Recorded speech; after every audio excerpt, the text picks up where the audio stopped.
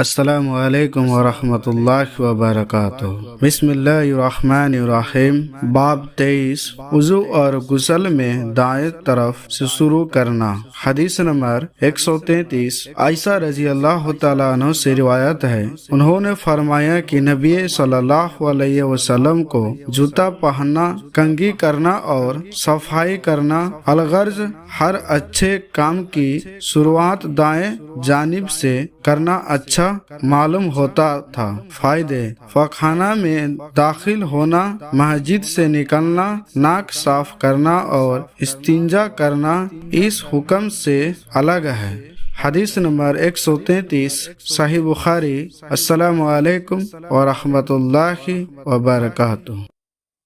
اللهم صل على محمد وعلى آل محمد كما صليت على إبراهيم وعلى آل إبراهيم إنك حميد مجيد۔